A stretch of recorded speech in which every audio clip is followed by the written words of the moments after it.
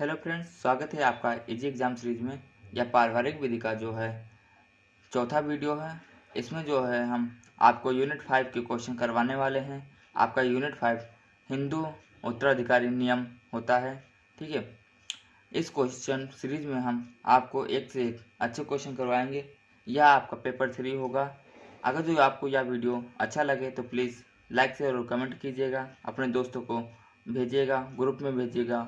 ठीक है, स्टार्ट करते हैं अपने क्वेश्चन की सीरीज। यह रहा हमारा पहला क्वेश्चन। हिंदू उत्तराधिकारी अधिनियम 1956 किस तिथि से प्रभावी हुआ? ठीक है, तो यहाँ पे 1956 में हिंदू उत्तराधिकारी नियम किस तिथि से प्रभावित हुआ? ऑप्शन नंबर यहाँ पे 1 17 मई, ऑप्शन नंबर 2 17 जून, ऑप्शन नंबर 3 17 जुलाई, ऑप्शन नंबर 4 17 अप्रैल। ठीक है, तो यहाँ पे आपको जो डेट होगी वह 17 जून होगी। ऐसे आप कर सकते हैं, जैसे आपका जुलाई में एग्जाम चल रहा है तो उससे 1 महीना पहले आपका यह नियम लागू हो गया। अगला क्वेश्चन, यदि दो व्यक्ति पूर्णतः पुरुषों के माध्यम से रक्त अथवा दत्तक नातेदार हों तो प्रत्येक को एक दूसरे का क्या माना जाएगा? बंधु, गोत्रज, पूर्ण रक्त, अर्ध रक्त। तो यहाँ पे आपका जो करेक्ट आंसर होगा ऑप्शन नंबर बी गोत्रज होगा। अगला क्वेश्चन, हिंदू उत्तराधिकारी अधिनियम किस पर क्षेत्रीय अधिकारिता नहीं रखता? ऑप्शन नंबर 1 केवल जम्मू एवं कश्मीर के हिंदुओं पर, ऑप्शन नंबर 2 केवल गोवा, दमन एवं दीव के हिंदुओं पर, ऑप्शन नंबर 3 केवल पांडुचेरी के हिंदुओं पर, ऑप्शन नंबर 4 उपरोक्त सभी के हिंदुओं पर। तो यहाँ पे आपका जो करेक्ट आंसर होगा केवल जम्मू एवं कश्मीर के हिंदुओं पर। ये पहले क्वेश्चन अधिकारिता नहीं रखता था, लेकिन अब जो है जब से धारा 370 हटी है तब से यह अधिकारिता रखने लगा है। ठीक है, अगर जो प्रेजेंट टाइम की बात करें तो यहाँ पर जो है उपरोक्त तो सभी के हिंदुओं पर होगा। ठीक है, अगर जो सन 2019 की बात हम करेंगे कि मान लीजिए 1900 पहले किस पर अधिकारिता नहीं रखता था, ठीक है, तो वहाँ पे आप जो है ऑप्शन नंबर 1 आपका सही होगा।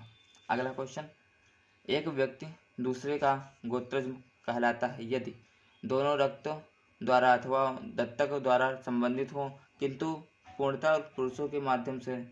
ऑप्शन नंबर 2 दोनों रक्त द्वारा अथवा दत्तक द्वारा संबंधित हो, केवल पुरुषों के माध्यम से नहीं।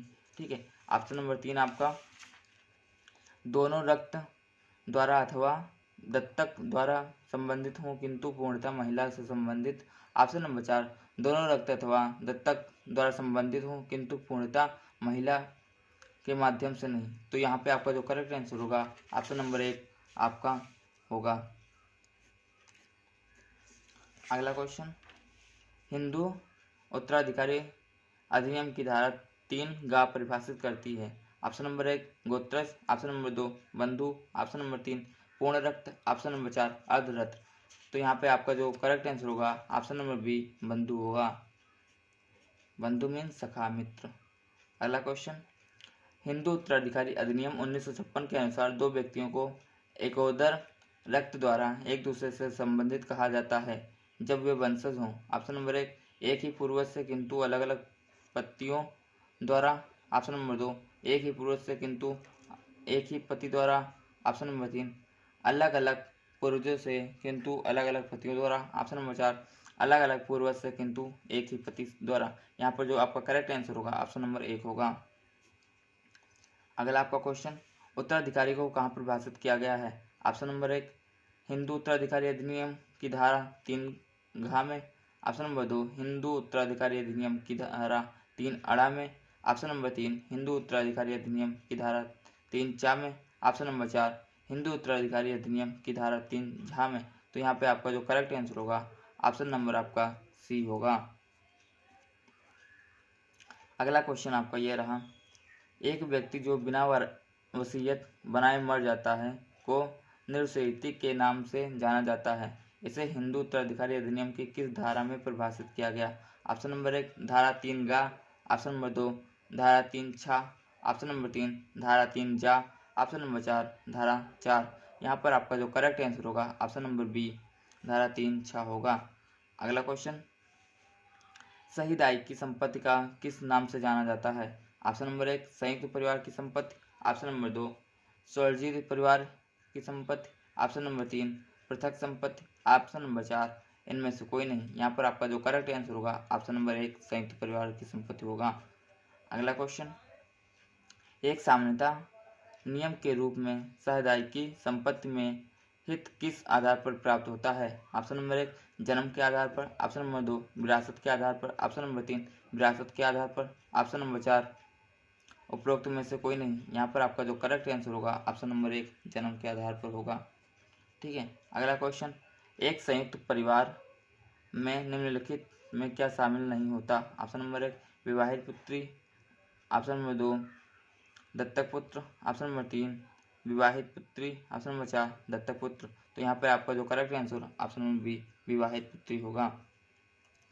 अगला क्वेश्चन, सितंबर 2005 में संशोधित हिंदू उत्तराधिकारी अधिनियम के अनुसार पुत्री को सहदायिकी संपत्ति के में पुत्र के ही समान सहदायिक अधिकार प्रदान किए गए हैं। ऐसा किस धारा में अंतर्गत किया गया है? तो यहाँ पे आपके जो ऑप्शन जो हैं, ऑप्शन नंबर 1 धारा 6, ऑप्शन नंबर 2 धारा 7, ऑप्शन नंबर 3 धारा 12, ऑप्शन नंबर 4 धारा 15। यहाँ पर जो करेक्ट आंसर आपका धारा 6 होगा। अगला क्वेश्चन, हिंदू उत्तराधिकारी अधिनियम 1956 की निम्नलिखित में से कौन सी धारा काल्पनिक विभाजन का प्रावधान करती है? ऑप्शन नंबर 1 धारा 14, ऑप्शन नंबर 2 धारा 10, ऑप्शन नंबर 3 धारा 6, ऑप्शन नंबर 4 धारा 18। यहाँ पर आपका जो करेक्ट आंसर होगा ऑप्शन नंबर सी धारा 6 होगा। अगला क्वेश्चन, हिंदू उत्तराधिकारी संशोधन अधिनियम 2005 किस तारीख से जो है प्रभावी हुआ था? ऑप्शन नंबर 1 9 जून 2005, ऑप्शन नंबर 2 9 अगस्त, ऑप्शन नंबर 3 9 जुलाई, ऑप्शन नंबर 4 9 अगस्त। ठीक है, 9 सितंबर। ठीक है, तो 9 सितंबर आपका सही होगा। अगला क्वेश्चन, हिंदू उत्तराधिकारी संशोधन अधिनियम द्वारा किए गए परिवर्तनों के परिणाम स्वरूप मिताक्षरा विधि द्वारा शासित एक संयुक्त हिंदू परिवार के सहदायिकी की पुत्री एक सहदायक बन जाती है। यह प्रावधान किस तिथि से प्रभावी हुआ? ऑप्शन नंबर 1 17 जून 1956, ऑप्शन नंबर 2 9 सितंबर 2005, ऑप्शन नंबर 3 20 दिसंबर 2004, ऑप्शन नंबर 4 पुत्री के जन्म के दिन से। तो यहाँ पे आपका जो करेक्ट आंसर होगा ऑप्शन नंबर बी 9 सितंबर 2005 होगा। अगला क्वेश्चन, हिंदू उत्तराधिकारी संशोधन अधिनियम 2008 हिंदू महिला को प्रदान करता है। ऑप्शन नंबर 1 विभाजन का दावा करने का अधिकार, ऑप्शन नंबर 2 व्यवसायिक के रूप में स्वामित्व का अधिकार, ऑप्शन नंबर 3 पैतृक निवास गृह के विकास के बाद भी निवास एवं विभाजन का अधिकार, ऑप्शन नंबर 4 उपरोक्त सभी। यहाँ पर आपका जो करेक्ट आंसर होगा वह आपका आंसर नंबर डी होगा, उपरोक्त सभी। अगला क्वेश्चन, हिंदू उत्तराधिकार संशोधन अधिनियम के पश्चात मिताक्षरा विधि द्वारा शासित किसी संयुक्त हिंदू परिवार में एक सहदायिकी को सहदायिक संपत्ति का अधिकार माना जाता है? अधिकार प्राप्त नहीं होगा। ऑप्शन नंबर 2 जन्म द्वारा एक सहदायिक नहीं माना जाएगा, ऑप्शन नंबर 3 जन्म द्वारा उस प्रकार में सहदायिक बनेगी जैसे कि एक पुत्र बनता है, ऑप्शन नंबर 3 संपूर्ण सहदायिक संपत्ति के व्यवसन की अधिकारी होगी। तो यहाँ पर आपका जो correct answer option number C होगा।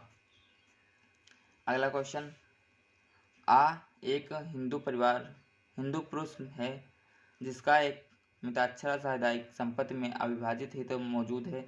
वह अपने पीछे 2 पुत्र और 1 पुत्री छोड़कर मर जाता है। पुत्री संपत्ति में निम्नलिखित में से कितना हक होगा उसका? तो option number 1 1/3, option number 2 1/4, option number 3 1/9, option number 4 इनमें से कोई नहीं। यहाँ पर करेक्ट आंसर आपका 1/3 होगा। अगला क्वेश्चन, किसी महिला द्वारा सहदायिक के रूप में प्राप्त संपत्ति का व्यसन उसके द्वारा किस प्रकार से किया जाता है? ऑप्शन नंबर 1 वसीयती द्वारा व्यसन, ऑप्शन नंबर 2 उपहार या दान, ऑप्शन नंबर 3 आ व बा, ऑप्शन नंबर 4 इनमें से कोई नहीं। यहाँ पर आपका करेक्ट आंसर डी सी होगा, आ व बा दोनों। अगला क्वेश्चन, एक निर्वसिती मरने वाला हिंदू पुरुष के उत्तराधिकारी के सामान्य नियमों को हिंदू उत्तराधिकार अधिनियम 1956 की धारा में शामिल किया गया। ऑप्शन नंबर 1 धारा 7, ऑप्शन नंबर 2 धारा 8, ऑप्शन नंबर 3 धारा 14, ऑप्शन नंबर 4 धारा 15। तो यहाँ पर आपका करेक्ट आंसर धारा 8 होगा। अगला क्वेश्चन, जब एक हिंदू अधिनियम की धारा 8 के अंतर्गत अपने पिता से संपत्ति विरासत में प्राप्त करता है तो वह इसे किस रूप में ग्रहण करता है? ऑप्शन नंबर 1 संयुक्त परिवार की संपत्ति, ऑप्शन नंबर 2 सहस्वामी, ऑप्शन नंबर 3 उसकी पृथक संपत्ति, ऑप्शन नंबर 4 साझा किराएदार। यहाँ पे आपका correct answer option number C होगा। अगला क्वेश्चन, हिंदू उत्तराधिकार अधिनियम 1956 की धारा 8 के अंतर्गत उत्तराधिकार की प्राथमिकता के सही क्रम निम्नलिखित में से कौन सा है? यहाँ पे आपके विकल्प दिए हुए हैं। वर्ग 1 के उत्तराधिकारी, वर्ग 2 के उत्तराधिकारी बंधु गोत्रज, ऑप्शन नंबर 2 गोत्रज बंधु 1 के उत्तराधिकारी, वर्ग 2 के उत्तराधिकारी, ऑप्शन नंबर 3 बंधु गोत्रज वर्ग 2 के उत्तराधिकारी, वर्ग 1 के उत्तराधिकारी, ऑप्शन नंबर 4 वर्ग 1 के उत्तराधिकारी, वर्ग 2 के उत्तराधिकारी, गोत्रज फिर बंधु। तो यहाँ पे आपका जो correct answer option number D होगा। अगला क्वेश्चन, निम्नलिखित में से कौन हिंदू उत्तराधिकारी अधिनियम के अंतर्गत वर्ग 1 का उत्तराधिकारी नहीं माना जाता? ऑप्शन नंबर 1 माँ, ऑप्शन नंबर 2 पिता, ऑप्शन नंबर 3 पुत्र, ऑप्शन नंबर 4 पत्नी। तो यहाँ पर करेक्ट आंसर आपका बी होगा। अगला क्वेश्चन, निम्नलिखित नातेदारियों में से कौन उन 4 संबंधियों में से एक है जिसे 2005 के संशोधन अधिनियम द्वारा ऊपर उठाते हुए वर्ग 1 में शामिल कर दिया गया? ऑप्शन नंबर 1 पुत्र की पुत्री का पुत्र, ऑप्शन नंबर 2 पुत्री की पुत्री का पुत्र, ऑप्शन नंबर 3 पुत्री की पुत्र का पुत्र, ऑप्शन नंबर 4 उपरोक्त में से कोई नहीं। तो यहाँ पे आपका करेक्ट जो आंसर होगा डी होगा। अगला क्वेश्चन, निम्नलिखित में से कौन सा वर्ग 1 का उत्तराधिकारी नहीं है? ऑप्शन नंबर 1 भाई, ऑप्शन नंबर 2 पूर्व मृत पुत्री की पुत्री, ऑप्शन नंबर 3 पूर्व मृत पुत्र की पुत्री, ऑप्शन नंबर 4 पूर्व मृत पुत्र का पुत्र। तो यहाँ पे आपका जो करेक्ट आंसर होगा भाई होगा। अगला क्वेश्चन, वर्ग 1 के उत्तराधिकारी के अभाव में हिंदू पुरुष की संपत्ति का उत्तराधिकारी होता है? ऑप्शन नंबर 1 पिता, ऑप्शन नंबर 2 भाई, ऑप्शन नंबर 3 बहन, ऑप्शन नंबर 4 उपरोक्त सभी। यहाँ पे आपका करेक्ट आंसर उपरोक्त पिता होगा। अगला क्वेश्चन, निम्नलिखित में से कौन हिंदू उत्तराधिकारी अधिनियम 1956 के अंतर्गत वर्ग 1 का उत्तराधिकारी नहीं है? तो यहाँ पे आपका पिता हो जाएगा। अगला क्वेश्चन, हिंदू उत्तराधिकार अधिनियम 1956 के अंतर्गत निम्नलिखित में से कौन सा वर्ग 1 का उत्तराधिकारी नहीं है? आपके ऑप्शन ये हैं माता, पिता, पुत्र, पूर्व मृत की पुत्री। तो यहाँ पे आपका ऑप्शन पिता हो जाएगा। अगला क्वेश्चन, यहाँ पर भी पिता हो जाएगा, सेम एज। हिंदू उत्तराधिकारी अधिनियम 1956 की अनुसूची वर्ग में पुत्र में कौन शामिल नहीं है? दत्तक पुत्र, अवैध पुत्र, सौतेला पुत्र, उपरोक्त में से कोई नहीं। तो यहाँ पे आपका सौतेला पुत्र हो जाएगा। अगला क्वेश्चन, एक मां निम्नलिखित में से किसकी वर्ग 1 की उत्तराधिकारी नहीं हो सकती? ऑप्शन नंबर 1 दत्तक पुत्र, ऑप्शन नंबर 2 सौतेला पुत्र, ऑप्शन नंबर 3 अवैध पुत्र, ऑप्शन नंबर 4 उपरोक्त में से कोई नहीं। यहाँ पर आपका जो करेक्ट आंसर होगा ऑप्शन नंबर बी सौतेला पुत्र होगा। अगला क्वेश्चन, अनुसूची के वर्ग के उत्तराधिकारियों के बीच संपत्ति के वितरण को विनियमित करने संबंधी नियम हिंदू उत्तराधिकारी अधिनियम 1956 की किस धारा में निहित है? ऑप्शन नंबर 1 धारा 9, ऑप्शन नंबर 2 धारा 10, ऑप्शन नंबर 3 धारा 11, ऑप्शन नंबर 4 धारा 12। यहाँ पे आपका जो करेक्ट आंसर धारा 10 होगा। अगला क्वेश्चन, एक हिंदू अपने पीछे 2 पुत्र 1 पुत्री तथा विधवा को छोड़ते हुए निरुसियत मर जाता है, उसकी संपत्ति किसे प्राप्त होगी? ऑप्शन नंबर 1 केवल पुत्रों को, ऑप्शन नंबर 2 पुत्री तथा पुत्रों को, ऑप्शन नंबर 3 पुत्र पुत्री तथा विधवा को, ऑप्शन नंबर 4 विधवा। तो यहाँ पर करेक्ट आंसर पुत्र पुत्री तथा विधवा होगा। क्वेश्चन, एक हिंदू 2 पुत्रों 3 पुत्रियों 2 विधवाओं 1 पूर्व मृत पुत्र से 3 पोत्रियों को छोड़ता हुआ निरुसरियत मर जाता है, पोत्रियों के हिस्से में गणना कीजिए। ठीक है, तो यहाँ पे आपके जो ऑप्शन है प्रत्येक को 1/7, प्रत्येक को 1/4, प्रत्येक को 1/21 और प्रत्येक को 1/28। तो यहाँ पे आपके जो आंसर हैं वह आपको हम समझाते हैं। जैसे एक हिंदू 2 पुत्रों, ठीक है, तो 2 पुत्र उसके हो गए, 3 पुत्रियाँ उसके 3 पुत्रियाँ हो गई। ठीक है, 2 विधवाओं, उसकी 2 विधवा हो गए। एक पूर्व मृत पुत्र से 3 पुत्रियां, तो एक जो पहले मर गया, ठीक है, उससे जो 3 पुत्रियां हुई, एक से जो है 3 यहाँ पे पुत्रियां हुई, ठीक है। तो यहाँ पे इनका हिस्सा कितना आया, 2 2 4 5 1 8, ठीक है। 8 में से 1/8 जो हिस्सा आया इसका पूर्ण मृत वाले का, ठीक है। तो 1/8 में से अब ये 3 जगह डिवाइड होगा तो कितना आएगा, 1/24 प्लस 1/24 प्लस 1/24 हिस्सा यहाँ पे आएगा आपका, ठीक है। यहाँ पे आपके आंसर जो है गलत दिया हुआ है, 1/24 आ जाएगा, ठीक है। अगला क्वेश्चन, आ अपने पीछे 2 पुत्रों तथा पत्नी को छोड़ता हुआ निर्वसियत मर जाता है।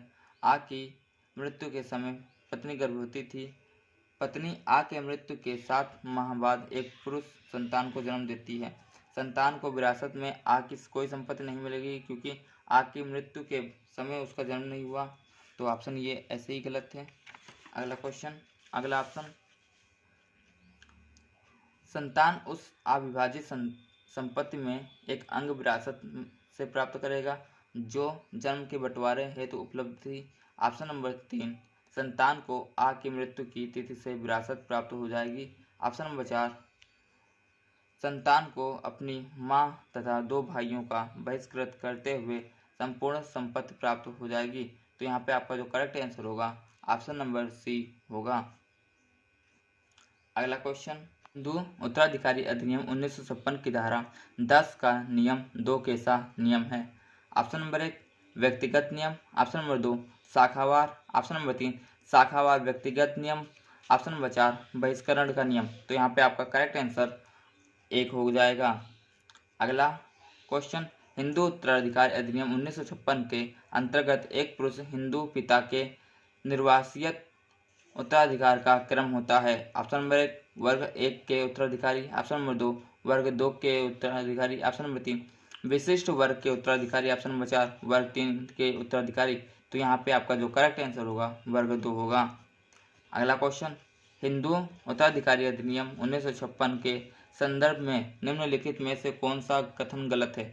ऑप्शन नंबर 1, एकोदर रक्त संबंधी वाहन को अनुसूची में शामिल नहीं किया गया। ऑप्शन नंबर 2, पुत्री को पुत्री की पुत्री वर्ग 1 में अधिकारी होना चाहिए। ऑप्शन नंबर 3, एक महिला हिंदू द्वारा अर्जित जंगम संपत्ति उसके द्वारा पूर्ण स्वामित्व से धारित की जाती है। ऑप्शन नंबर 4, सभी पुत्र तथा पुत्रियों को एक अंश और माँ को कोई अंश नहीं लेना चाहिए लेगी। तो यहाँ पे आपका जो करेक्ट आंसर होगा ऑप्शन नंबर 1 होगा। एकोदर रक्त संबंधी बहन को अनुसूची में शामिल नहीं किया गया, ठीक है। यहाँ पे अगला क्वेश्चन आपका जो होगा, किसी निर्वसियती के अनुसूची के वर्ग 2 के उत्तराधिकारियों के बीच संपत्ति के विवरण के नियम का प्रावधान हिंदू उत्तराधिकार अधिनियम की किस धारा में किया गया। ऑप्शन नंबर 1, धारा 13। ऑप्शन नंबर 2, धारा 11। ऑप्शन नंबर 3, धारा 12। ऑप्शन नंबर 4, धारा 14। यहाँ पर आपका करेक्ट आंसर धारा 11 होगा। अगला क्वेश्चन, हिंदू उत्तराधिकार अधिनियम 1956 की किस धारा के अंतर्गत एक महिला हिंदू को अपने कब्जे वाली संपत्ति को संपूर्ण स्वामी घोषित किया है। ऑप्शन नंबर 1, धारा 6। ऑप्शन नंबर 2, धारा 9। ऑप्शन नंबर 3, धारा 13। ऑप्शन नंबर 4, धारा 14। यहाँ पे करेक्ट आंसर आपका धारा 14 होगा।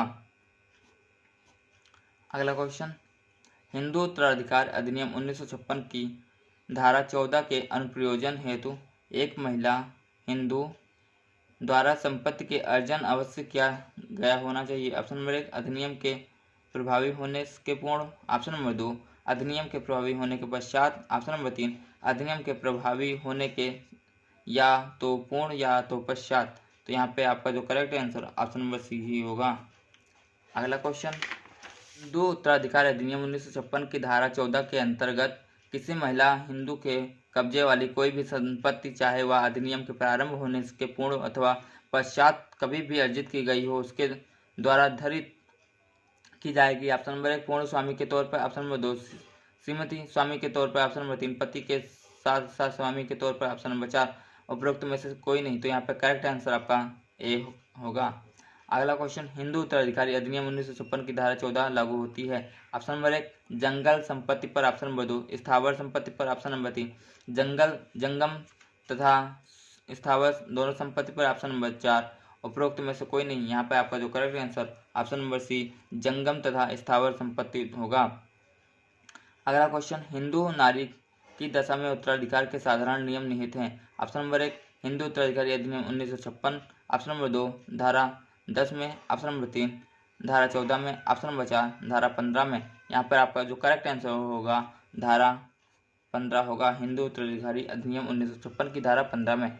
अगला क्वेश्चन, हिंदू उत्तराधिकार अधिनियम 1956 के प्रावधानों के अंतर्गत किसी महिला द्वारा हिंदू द्वारा अपने पिता अथवा माता से विरासत में प्राप्त की गई संपत्ति मृतक के किसी पुत्र अथवा पुत्री न होने पर किस प्रकार की न्यायगत होगी। ऑप्शन नंबर 1 अधिनियम की धारा 5(1) में सर्वोत्तम अधिकारियों में, ऑप्शन नंबर 2 मृतक महिला हिंदू के पिता के उत्तराधिकारियों में, ऑप्शन नंबर 3 मृतक महिला हिंदू के पिता के उत्तराधिकारियों में, ऑप्शन नंबर 4 उपरोक्त में से कोई नहीं। यहाँ पे आपका जो करेक्ट आंसर होगा ऑप्शन नंबर बी होगा। अगला क्वेश्चन, निरुत्साहित मरने वाली हिंदू महिला की संपत्ति न्याय गमन सर्वप्रथम किसको होगी। ऑप्शन नंबर 1 माँ के कातिलों को, ऑप्शन नंबर 2 पिता के उत्तराधिकारियों को, ऑप्शन नंबर 3 पति के उत्तराधिकारी को, ऑप्शन नंबर 4 पुत्री पुत्र और पति को। तो यहाँ पे जो करेक्ट आंसर होगा ऑप्शन नंबर डी होगा। एक महिला जिसने अपनी माँ से विरासत में संपत्ति प्राप्त की निसंतान मर जाती है तो उसकी संपत्ति किसे न्यायगत होगी। उसके पिता के उत्तराधिकारियों को, उसके नाना के उत्तराधिकारियों को, उसकी सास के उत्तराधिकारियों को, उसके पति के उत्तराधिकारी को। तो यहाँ पे करेक्ट आंसर आपका होगा। क्वेश्चन, किसी महिला के निरुत्साहित मरने तथा उसके किसी अधिकारी न होने से मामले में उसके द्वारा स्व अर्जित संपत्ति के मामले में हिंदू उत्तराधिकारी अधिनियम 1956 की धारा 55 को संशोधित करने में प्रस्ताव विधि प्रयोग की रिपोर्ट द्वारा प्रस्तुत किया गया।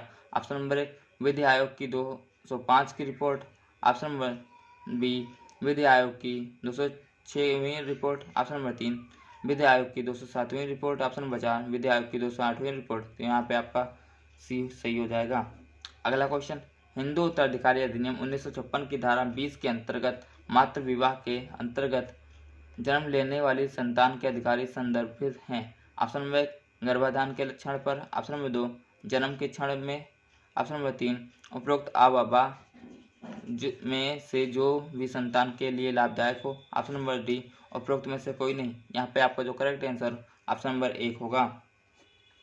अगला क्वेश्चन, हिंदू उत्तराधिकारी अधिनियम 1956 की किस धारा में प्रावधान समसामयिकी मृत्युओं के विषय की धारणा से संबंधित है। ऑप्शन नंबर 1 धारा 23, ऑप्शन नंबर 2 धारा 22, ऑप्शन नंबर 3 धारा 21, ऑप्शन नंबर 4 धारा 20। यहाँ पे आपका करेक्ट आंसर धारा 21 होगा। अगला क्वेश्चन, हिंदू उत्तराधिकारी अधिनियम 1956 की धारा 21 के अंतर्गत समसामयिकी मृत्युओं के मामले में उपधारणा यह होती है कि कनिष्ठ ज्येष्ठ के बाद जीवित रहता है, ऑप्शन नंबर 2 ज्येष्ठ कनिष्ठ के बाद जीवित रहता है, ऑप्शन नंबर 3 कोई जीवित नहीं रहता, ऑप्शन नंबर 4 उपरोक्त आ अथवा सा में से कोई एक। तो यहाँ पे आपका जो करेक्ट आंसर होगा ऑप्शन नंबर 1 होगा। अगला क्वेश्चन, हिंदू उत्तराधिकारी अधिनियम 1956 की धारा 23 एवं 24 को अधिनियम में किस वर्ष संशोधन द्वारा हटाया गया। Option number 1 2004, option number C 2005, option number D 2010। तो यहाँ पे करेक्ट आंसर 2005 होगा। अगला क्वेश्चन, हिंदू उत्तराधिकारी अधिनियम 1956 का कौन सा प्रावधान किसी हिंदू को ऐसे व्यक्ति की संपत्ति की विरासत प्राप्त करने के अयोग्यता ठहराता है जिसकी हत्या का वह दोषी हो। ऑप्शन नंबर 1 धारा 21, ऑप्शन नंबर 2 धारा 23, ऑप्शन नंबर 3 धारा 25, ऑप्शन नंबर 4 धारा 27। तो यहाँ पे करेक्ट आंसर धारा 25 हो जाएगा। अगला क्वेश्चन, एक व्यक्ति किसी रोग त्रुटि अथवा अंग विकार के आधार पर किसी संपत्ति का उत्तराधिकारी पाने के अयोग्य नहीं है, यह प्रावधान किया गया। ऑप्शन नंबर 1 हिंदू अधिनियम 1956 की धारा 28 में, ऑप्शन नंबर 2 धारा 29 में, ऑप्शन नंबर 3 धारा 30 में, ऑप्शन नंबर 4 उपरोक्त में से कोई नहीं। यहाँ पे जो करेक्ट आंसर होगा धारा 28 होगा। अगला क्वेश्चन आपका, भारतीय उत्तराधिकार अधिनियम 1925 की निम्नलिखित में से कौन सी धारा गोत्रजों एवं बंधुओं तथा पुरुषों एवं महिलाओं को एक समान उत्तराधिकार मानती है? ऑप्शन नंबर 1 धारा 27 का, ऑप्शन नंबर 2 धारा 27 का, ऑप्शन नंबर 3 धारा 33 का, ऑप्शन नंबर 4 धारा 26। यहाँ पे करेक्ट आंसर धारा 27 का होगा। अगला क्वेश्चन, एक हिंदू अपने पीछे एक पुत्र तथा 2 पुत्रियों छोड़कर निरुसीति मर जाता है, उसकी संपत्ति का बंटवारा हो जाता है। क्या प्रत्येक उत्तराधिकारी को अपने हिस्से में को दूसरे हिस्सेदार की सहमति के बिना हस्तांतरित करने का अधिकार होगा? यहाँ पे हाँ आपका करेक्ट हो जाएगा आंसर। ठीक है, अगला क्वेश्चन, निम्नलिखित पर जो विचार कीजिए। आज जो एक हिंदू विधवा है जिसने अपने ससुर से संपत्ति उत्तराधिकार में प्राप्त की है, निसंतान निरुसीति मर जाती है, ऐसी संपत्ति किसे न्यायगत होगी? ऑप्शन नंबर 1 पति को, ऑप्शन नंबर 2 माता तथा पिता को, ऑप्शन नंबर 3 पिता के उत्तराधिकारियों को, ऑप्शन नंबर 4 पति के उत्तराधिकारियों को। तो यहाँ पे करेक्ट आंसर आपका डी हो जाएगा। अगला क्वेश्चन, हिंदू विधि के अंतर्गत संयुक्त परिवार को कर्ता संपत्ति का हस्तांतरण कर सकता है? ऑप्शन नंबर 1 केवल विधिक आवश्यकताओं हेतु, ऑप्शन नंबर 2 केवल संपदा के लाभ के लिए, ऑप्शन नंबर 3 विधिक आवश्यकताओं तथा संपदा के लाभ के लिए दोनों, ऑप्शन नंबर 4 केवल न्यायालय में अनुपत प्राप्त होने के बाद। तो यहाँ पे जो करेक्ट आंसर होगा ऑप्शन नंबर सी होगा। अगला क्वेश्चन, कर्तव्य आवश्यकता अथवा संपदा के लाभ के बिना ही किया गया हस्तांतरण एक वैध होगा, आरंभ से ही शून्य होगा, किसी भी साधायक के अनुरोध पर शून्य का निर्णय होगा, ऑप्शन नंबर डी हस्तांतरी के अनुरोध पर शून्य का निर्णय होगा। तो यहाँ पर करेक्ट आंसर आपका सी हो जाएगा। अगला क्वेश्चन, उच्च न्यायालय की अनुमति के बिना संपत्ति का हस्तांतरण वैध होता है, शून्य होता है, शून्य का निर्णय होता है, अवैध होता है? यहाँ पे करेक्ट आंसर आपका वैध होता है। अगला क्वेश्चन, संयुक्त हिंदू परिवार का कर्ता कौन माना जाता है? पिता, माता, दादी, दादी की माँ, परदादी? तो यहाँ पे करेक्ट आंसर आपका पिता हो जाएगा। अगला क्वेश्चन, किसी वाद में हस्तांतरण की वैधता के प्रश्न के संबंध में परिवार की एक शाखा की विफलता, ऑप्शन नंबर 1 दूसरी शाखा के अधिकार को वर्जित कर देती है, ऑप्शन नंबर 2 दूसरी शाखा के अधिकार को वर्जित नहीं करेगी, ऑप्शन नंबर 3 दूसरी शाखा के अधिकार को वर्जित कर अथवा नहीं कर सकती, ऑप्शन नंबर डी आ तथा सात दोनों में से कोई एक। तो यहाँ पे करेक्ट आंसर आपका बी हो जाएगा, दूसरे शाखा को अधिकार को वर्जित नहीं करेगी। अगला क्वेश्चन, हिंदू उत्तराधिकार अधिनियम 1956 की धारा 30 एक हिंदू को वसीयत के माध्यम से किसके व्यसन द्वारा हेतु अधिकृत करती है? ऑप्शन नंबर 1 स्वार्जित संपत्ति को, ऑप्शन नंबर 2 मिताक्षरा साधायक की संपत्ति में अविभाजित अंश को, ऑप्शन नंबर 3 उपरोक्त आ तथा बा दोनों, ऑप्शन नंबर 4 मात्र आ ना कि बा। तो यहाँ पे करेक्ट आंसर आपका आ तथा बा दोनों हो जाएगा। अगला क्वेश्चन और लास्ट क्वेश्चन, हिंदू उत्तराधिकारी अधिनियम 1956 की धारा 21 के अंतर्गत यह उपधारणा की कनिष्ठ ज्येष्ठ के बाद भी जीवित रहता है, निम्नलिखित में से क्या तात्पर्य है? तथ्य की उपधारणा, तथ्य का तथा विधि की उपधारणा, ऑप्शन नंबर सी विधि का खंडनीय उपधारणा, ऑप्शन नंबर डी विधि का अखंडनीय उपधारणा। तो यहाँ पे करेक्ट आंसर आपका सी हो जाएगा। ठीक है, मिलते हैं दोस्तों क्वेश्चन की अगली सीरीज में, तब तक के लिए टेक केयर। अगर जो आपको यह अच्छा लगा हो वीडियो तो प्लीज़ लाइक शेयर और कमेंट करके हमें मोटिवेट कीजिएगा। Thank you.